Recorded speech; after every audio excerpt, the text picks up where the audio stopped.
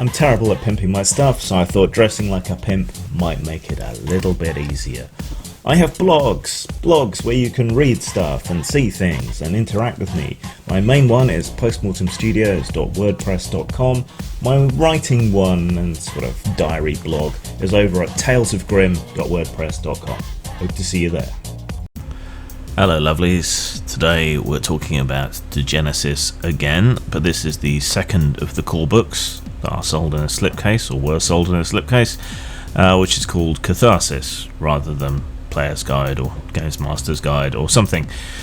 This contains all of the game rules, and it contains some Games Master information, though not particularly enough. Really, I think the supplementary materials contains useful stuff that is missing from the main couple of books, but let's have a look. So this is Catharsis. I believe this is the Rebirth edition where they changed the rules and the art was a lot more complete. From what I understand, the earlier edition had art a lot more like this stuff in the end papers, a lot more line art or grayscale art. Anyway, let's dive in. So this is another hefty tome. It is a little less arty-farty in its layout, but not a lot. I think that's because this is primarily an information conveyance book, whereas the other book, which was the background and the world and the lore, much of which was confusingly hidden away in fiction, this is more of a technical manual, at least for part of it. I may be proven wrong. The system and the way in which you create a character is fairly familiar. It's a distribution for a dice pool, stat and skill, typically, for anything that you're rolling. Attributes are body, which is kind of force and toughness, agility, weirdly dexterity is a skill, charisma, intellect, psyche, which is kind of your will to live as well, and instinct, which is more your kind of sort of reflexive, defensive instincts and so on. There are a whole bunch of different skills, there are specialities. Each culture has certain capabilities that other cultures don't have. So I'd say there's 6 skills.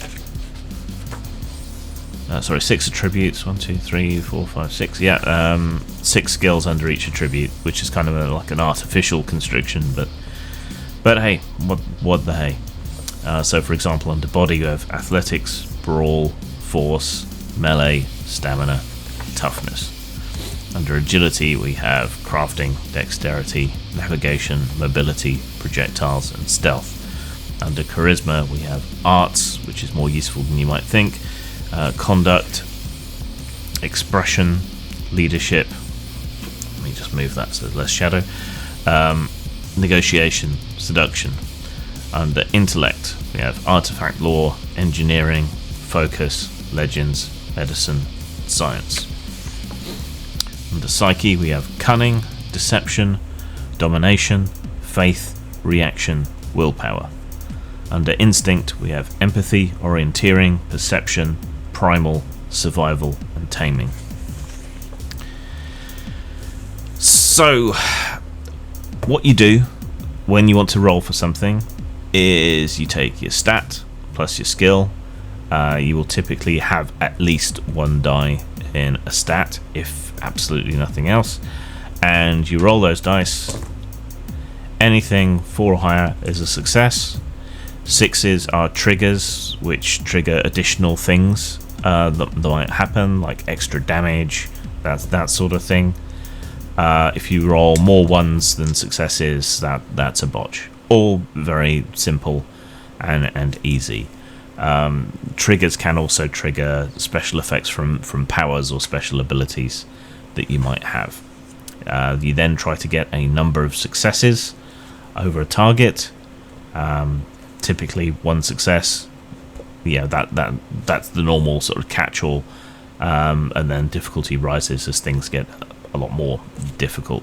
There isn't exactly a crit possibility, so you might have to customize that for yourselves, like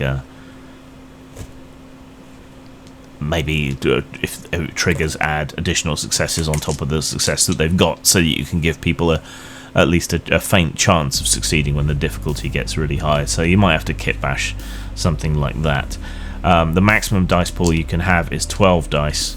Any dice that you would get over 12 are counted as automatic successes, and then you roll. So it's possible to have overwhelming skill for certain capabilities in creatures or monsters, or massively highly skilled people.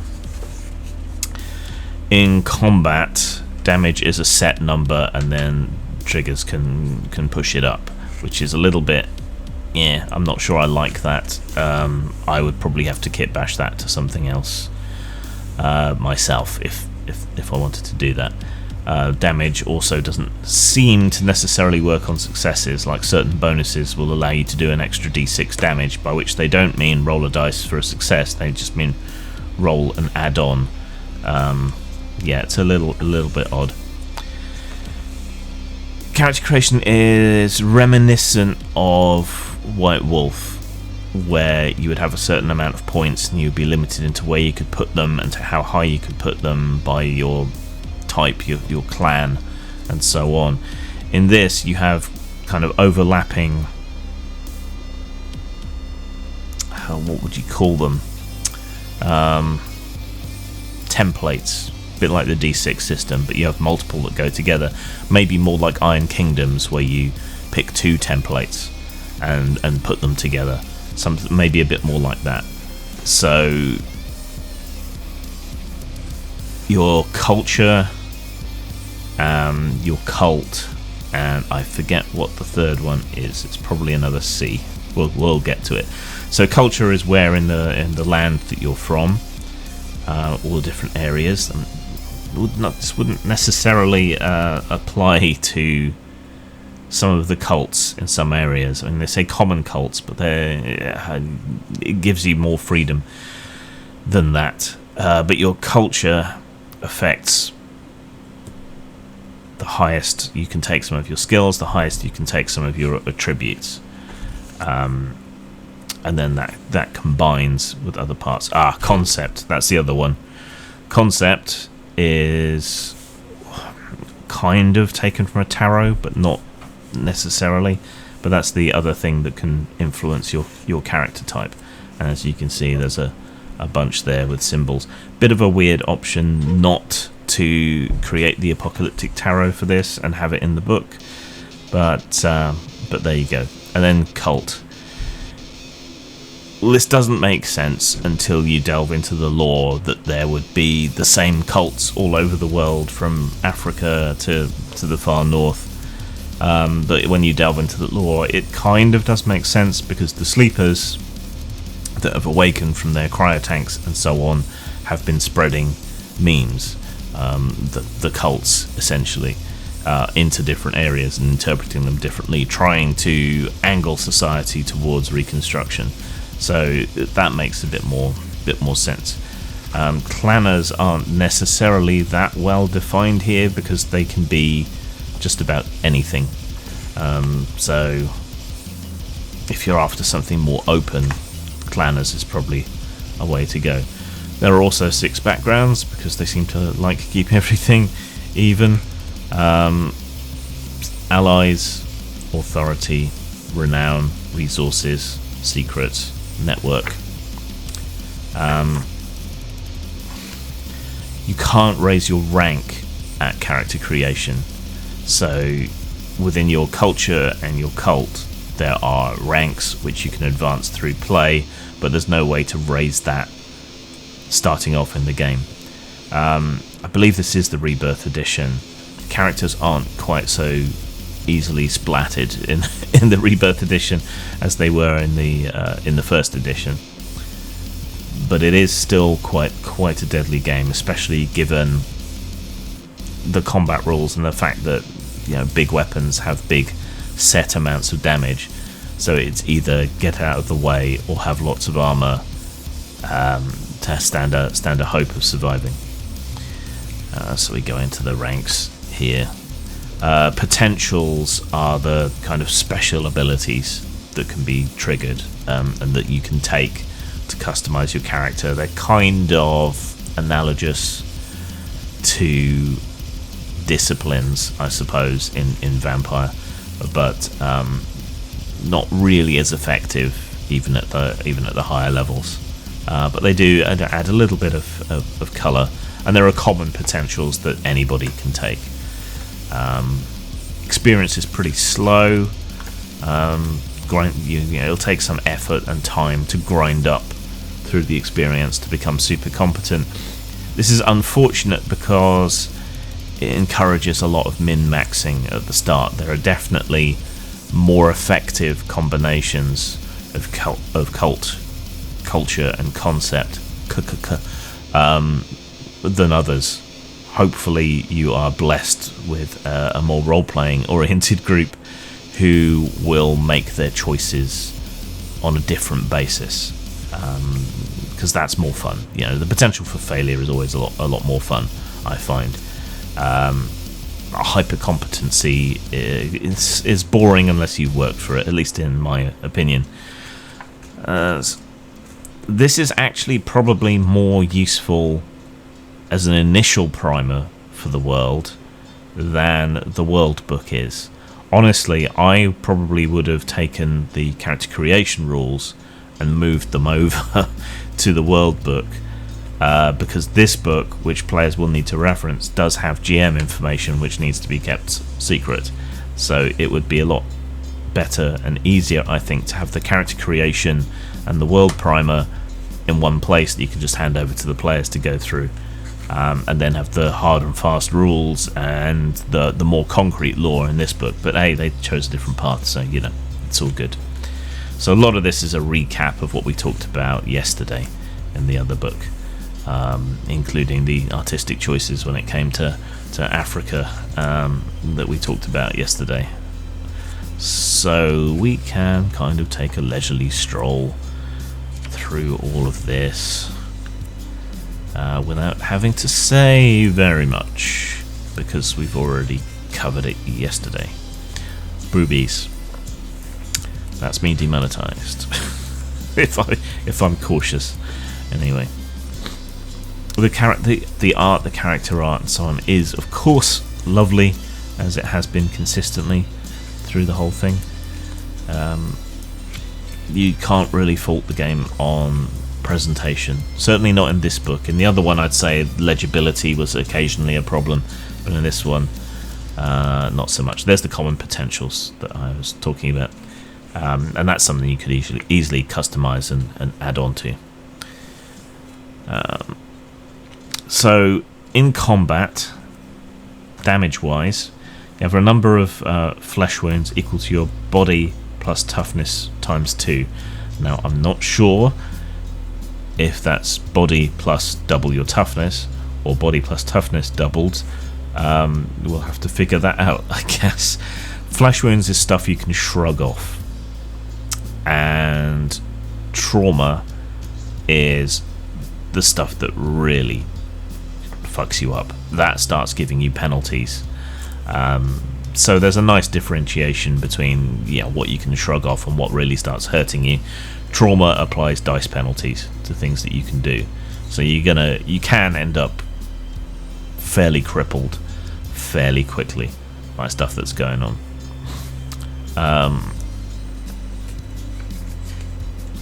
Let's see. There's an example of a character sheet. Obviously, you can see the heritage of the storyteller system here, because it's a dice pool system, and it's all about filling in dots, which I quite like. It's a quick and easy thing to do, just to go through a checklist and tick tick tick tick tick tick tick, colour in the dots, and away you go. Experience, it takes a while because it's multiplicative as you go up, and the multipliers are quite high. So a preferred skill to raise that would be the new value times 4 XP. and the handout of XP isn't particularly quick. So characters are fairly slow to change. Then we get into the combat rules here. I've kind of gone over those. Obviously, opposed tests, it's successes versus successes. It should all be fairly familiar to you if you've used any dice pool systems, apart from the weapon damage, which I'm not keen on, but I haven't figured out an alternative for yet. Vehicles, they don't quite seem to work. This is often a problem in games where you try to apply the same rules as you do for characters to vehicles, and it just doesn't quite make sense. Like in Cyberpunk Red, for example, vehicles are incredibly fragile, arguably more fragile than characters, and that just doesn't make sense. About the only game I've ever seen to really do the same rules for both really well is Heavy Gear or the Silhouette system, Jovian Chronicles, those games. And they've abandoned that Silhouette system for their new edition of Heavy Gear, which is a huge pity. I mean, it'll work, but crudely, and will require some creativity on the part of the games master. It's just a little bit unfortunate. You got your healing rules here, fairly slow, but there's some quasi-mystical stuff going on there, which can speed things up. Alright, now we get into the equipment and the gear. We have a brief essay on trade. Spore infection is another thing you have to worry about, but there are drugs and materials that are infested with the primer, which is this stuff that came in the meteor, that can alter your character, and not necessarily in a good way. Cults have their own individual specialized equipment, which it goes into in some depth. Cults don't like people from other cults using their equipment. There's nothing, strictly speaking, to stop you, but you might want to keep it hidden when you're not out adventuring with your fellows. So you'll find all kinds of specialist gear here, from long guns to choppy spears to customized rifles that scrappers use because they never use standardized equipment, pneumatic hammers used by some of the tribes, and so on. So there's quite a variety of specialist equipment that helps differentiate characters from one culture or cult from another. So there's not a huge amount to say here. Now we get to weapons. They've done a thing that the older SLA Industries game did, in that they've assigned damage by caliber and separated it out from the tables of the weapons themselves. Well, that's melee weapons, but for ranged weapons at least. Makes a kind of sense, but it's a little bit unwieldy for flipping back and forth. So here we have a .50 caliber round, does 12 damage. Does 12 damage flat, right? So there's no opportunity for a grazing shot. If you get hit, you're hit, and that is pretty much it. I do not like, right? Because it is possible to be shot even by a heavy caliber round and just be grazed and not take a lot of damage, whereas in this game any hit is a hit and it does the full damage minus armor, or any special potentials you might have that might mitigate damage. I mean, I guess one way you could do that would be to double the damage and set that as a potential for a number of dice. So damage 12, well, you need 2d6 to reach 12. Double that would be 4d6, and then roll 4d6 damage, which would give you a potential to do more or less. So that would be 12, 13, 14, 18 damage, and then that would give you a range. I don't know, that would also slow down play, but I would want to fiddle with that and, and change it very much, if that was me. I like having a range of damage, and having set damage is just kind of odd. I mean, maybe it's okay for when the players are shooting NPCs, but the other way around, I don't know. Anyway, it's a quirk of the system that I really don't particularly like, shall we say. Melee weapons is a set number plus force. That's pretty typical, but again, it's a set number, and I don't particularly like that. One interesting aspect was they really emphasized the psychological aspect of warfare, and there are weapons that can damage people's ego, and if your ego drops all the way, you can basically no longer fight. You're psychologically broken. So there are certain weapons and potentials and capabilities that can affect that. Excuse me. The initiative, which I forgot to mention during the combat chapter, is quite interesting. So you roll initiative as you would typically, and that gives you both your turn order, and each 6 that you roll gives you additional actions. So it makes initiative rolling more important and more integral to the game. So having a high initiative doesn't just make you go first, but it means you can perform multiple actions with a higher potentiality, and you can spend ego points, psychological effort, to boost your initiative, which is interesting as well. I'd like to see how that works in play, but at least in theory it's an interesting way to look at things and to make initiative much more of an important thing in combat, and gives speedy, dexterous characters, alert characters, aware characters an advantage over lumbering brutes, which is something that you often don't find in RPGs. So that's interesting. Stuff for modifying your weapons, more details on vehicles, some of which are iconic to particular cults, oils, services, artifacts, some weird stuff from the heights of technology before the world went to shit. More boobies. Now we get into the stuff to do with the primer and the spores and the fruits and so on going on. This is all quite esoteric, so I'm not going to hugely go into it. And really, your players are going to want to avoid this stuff most of the time because it is bad for you. Now, this is the GM's stuff, so I guess if you don't want spoilers, though I'm not going to go into too huge depth here, this is the zone for that stuff. So you basically get more detail and as close as you're going to get to a definitive explanation of what the hell's going on.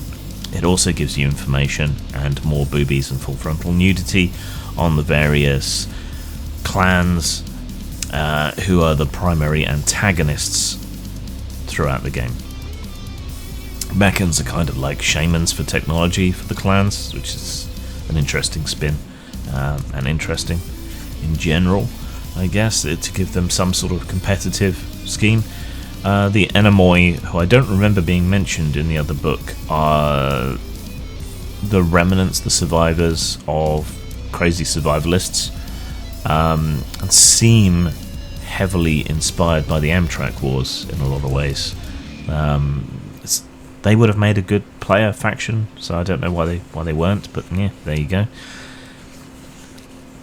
What's missing from a lot of this are statistics for typical members of these various clans and antagonist factions, which you would think you would get. I mean, you need a monster manual of sorts, and yet for a lot of this stuff it's essentially missing. And also many of these clans should be options for player characters as well, but the information here is just basically a quick overview. It's not particularly useful on that score, which is unfortunate. So it's missing some useful statistical information for bringing these things into play.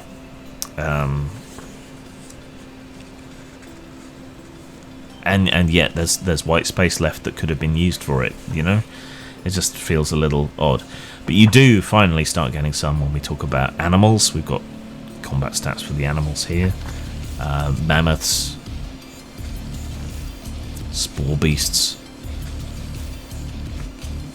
Liperos, which are more human, so if you can do stats for them, why not the others? I don't know.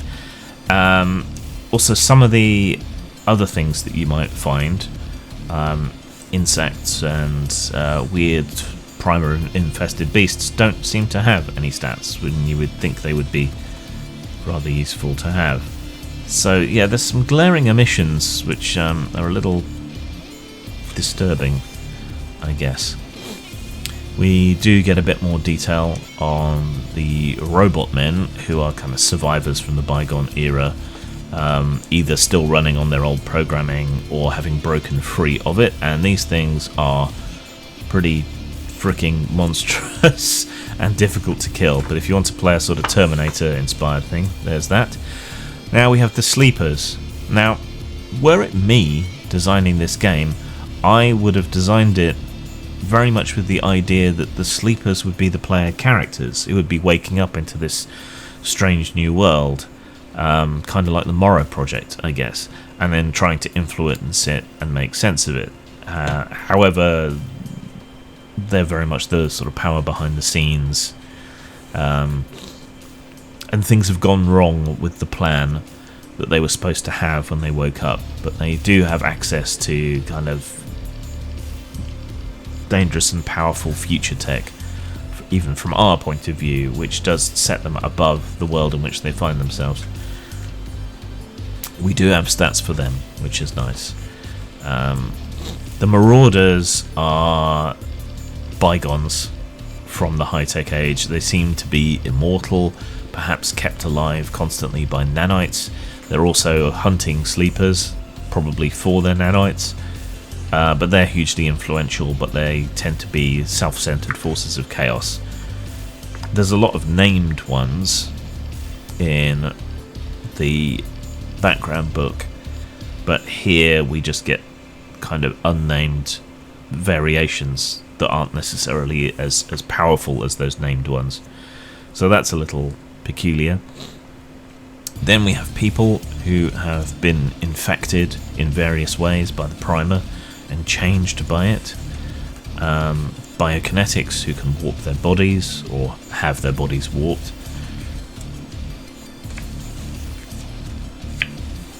And some statistics for some versions of those, which is nice at least.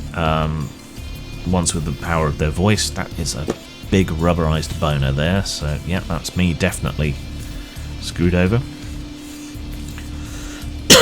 Excuse me. Pheromancers, who are the ones in Franca, which used to be France. They use their scents to mind control people and insects, which is interesting. So we have some statistics for them. Pregnocotics. People who can see the future and wander around with full frontal nudity. So yeah, they're going to be difficult to beat, but we got some variant stats for those, but no real named ones. Psychokinetics, you know what that is. Interesting to have them be fat. I guess that's because they use their minds to do everything and not their bodies, but you would think your mind would use up a lot of energy as well. But hey, it's mystical and weird, so it doesn't have to make any sort of sense really now, does it? Then we get some GM advice. Some of this is useful, some of it's kind of generic. If you've played role-playing games before, you're going to know most of it.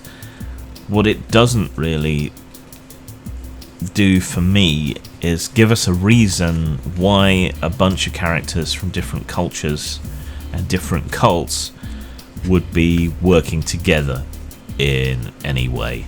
It's not... And that's the difficulty of the game, I think. Who are you and what do you do in this world is not really defined at any point. Bands of Wandering Adventurers doesn't particularly make sense unless they're all from the same sort of idea.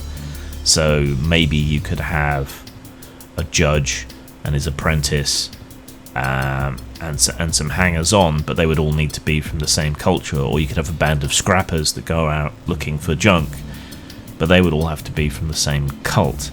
So it's quite hard to see how you would bring your characters together and what they would then do.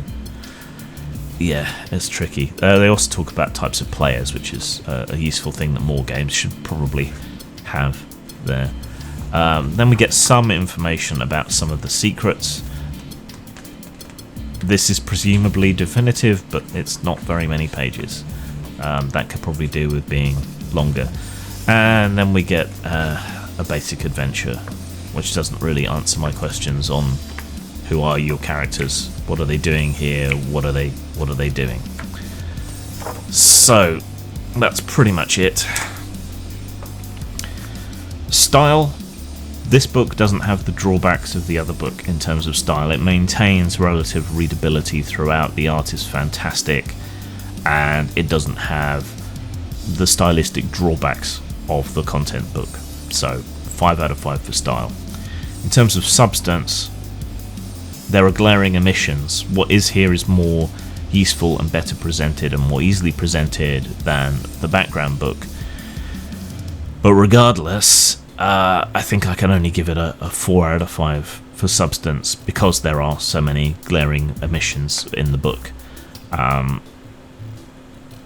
So that's 9 out of 10 or 4.5 out of 5. So an improvement on the previous one. Combined with the previous score, a high 4 out of 5 when you take the game as a whole. But there are problems with it. And I think we have to talk about why Degenesis failed. I think it's a combination of things. I think it's high production values, translation issues, doing that free-to-play model that worked for Eclipse Phase. It didn't work for them for some reason, and I think some of that is because it doesn't have an easy hook. A lot of games have an easy hook. Most science fiction games, explore, trade, find aliens and fuck them or kill them. Fantasy games hang off the idea of adventurers typically going into dangerous places, dealing with threats to the local villagers, that kind of thing. There's an immediate and obvious hook. Degenesis doesn't have an immediate and obvious hook. It's pretty, but it's a pretty idiot in a lot of ways. So they never really got the ground that they would need to take off and to pay for the production values that are involved. I think it's a useful portfolio piece for the artists involved and the designers involved, but it was never going to make the kind of money that they were looking to make from it, particularly as a foreign translated RPG. I think also their sensibility here, it is quite grim, it is quite dark, there is a lot of nudity, there's a lot of sexuality to it, and while that appeals to someone like me, who is a filthy degenerate, I think the atmosphere within gaming at the moment, and I'm not just talking about role-playing games, I think the atmosphere kind of was against them when they released and continued to be against them. I think it's changing now, I think, a bit, just as they get out of the role-playing game business, unfortunately. But it was the wrong kind of game, the wrong time to get the kind of universal appeal or the mass numbers interested that they were after. Some of these issues I think don't necessarily make sense. I mean, the game was available for free during COVID. People could have downloaded it for free and a lot of the materials for it for free and played it and then maybe invested in the books, but that just didn't happen. They weren't able to come in and grab an audience for whatever reason. I also tend to think that people who like post-apocalyptic survival type games are probably looking for something a bit more crunchy and a little less mystical, though I could be wrong. I frequently am. So this doesn't quite fit the audience that it was perhaps engaging. What's weird though is Degenesis got loads of publicity from all kinds of websites, including ones that you might not necessarily expect to be that interested in role-playing games, because Six More Vodka is involved in computer game concept art and design and so on as well. And yet it just didn't get traction. So some of it's luck. It's always a big chunk of things are luck. When we talk about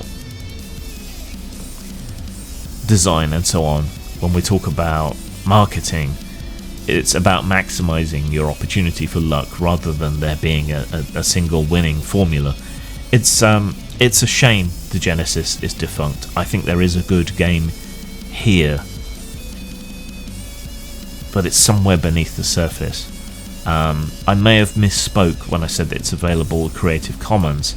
It is, but not necessarily for you to design your own stuff for or with it, which is a shame, because that would be a way of keeping the game alive and allowing it to long tail and continue earning them money, but maybe they can be convinced otherwise. It's a curiosity. It's a fantastic art book. It's worth owning on that basis.